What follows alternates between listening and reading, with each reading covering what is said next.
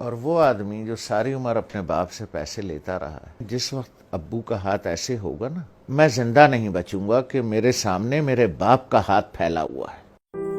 میں بیٹھے تھے، وہ اپنے سامنے بیٹھی ہوئی تھیں، تو میری ایک ہی بہن پاکستان میں ہے، اس کے تینوں بچے بھی آئے ہوئے تھے، وہ بھی آئی ہوئی تھی۔ تو ادھر صوفہ رکھا تھا تو اس پہ میں بیٹھا تھا، 2 لوگوں کا صوفہ تھا، ہے وہ، تو والد صاحب برابر میں بیٹھے تھے۔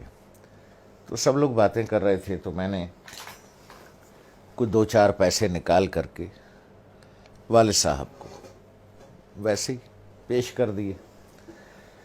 تو میں نے عین اس موقع پر یہ کیا کہ جب میں سمجھا کہ کوئی نہیں دیکھ رہا ہے، ٹھیک ہے، سب اپنے اپنے گپ میں لگے ہوئے ہیں، کوئی نہیں دیکھ رہا ہے، تو میں نے اس موقع سے فائدہ اٹھا کے جلدی سے چھپا کے ابو کو، مجھے نہیں پتا تھا کہ امی دیکھ رہی، تو انہوں نے بڑے زور سے کہا دوبارہ دو، جیسے وہ ذرا سختی سے بات کرتی ہیں۔ تو مجھے یہ تو پتا چل گیا کہ انہوں نے دیکھ لیا۔ تو میں سوچ رہا ہوں کہ یہ کیوں کہہ رہی ہیں دوبارہ دو۔ ان کا نواسا ساتھ بیٹھا تھا، حمزہ، جو ماشاءاللہ 6.25 فٹ کا ہے، اس وقت 6.25 فٹ کا تھا۔ تو مجھے تو انہوں نے بہت سختی سے کہا دوبارہ دو، اور اپنے نواسے سے کہا حمزہ دیکھو ماموں نانا کو کیسے پیسے دے رہے ہیں۔ تو میں نے دوبارہ دے دیے، تو والدہ نے کہا کہ اب اسے بتاؤ کہ تم نے ایسے کیوں دیے۔ تو میں نے کہا دیکھو بھائی حمزہ میاں، یہ میرے والد صاحب ہیں، میں ساری عمر ان کے ہاتھ سے پیسے لیتا رہا ہوں۔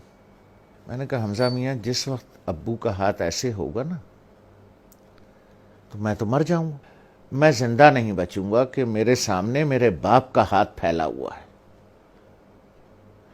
اس لیے بیٹا میں ایسے دیتا ہوں یہاں رکھ کے کہ والد صاحب یہاں سے اٹھا لیں، انہیں میرے سامنے ہاتھ نہ پھیلانا پڑے۔ جس طرح سے پرانے وقتوں میں بادشاہوں کو نظر اور نیاز دی جاتی تھی نا، یوں کر کے، اور بادشاہ اگر قبول کر لے، اٹھا لے، تو وہ نیاز قبول ہو جاتی تھی۔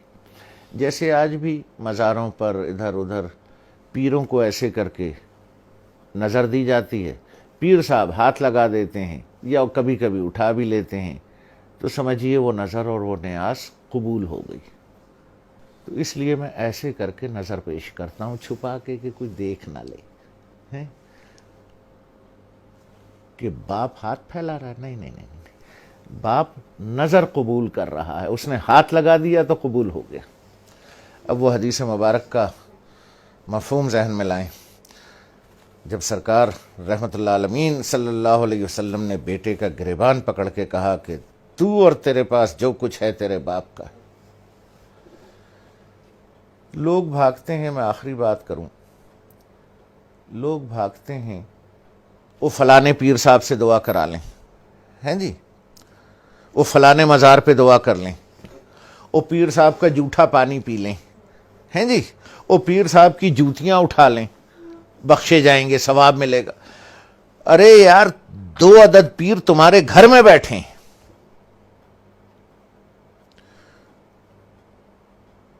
ایک عورت ایک مرد، 2 پیر تمہارے گھر میں بیٹھے ہیں یار، جا کے ان کی جوتیاں سیدھی کر،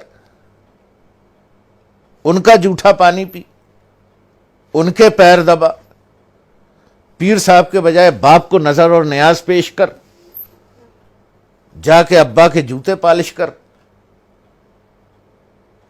ماں کی چپلیں سیدھی کر کے رکھ۔ 2 پیر گھر میں بیٹھے ہیں، ان کو چھوڑ کے اللہ کو ڈھونڈنے کہیں اور جاتے ہو، شرم نہیں آتی؟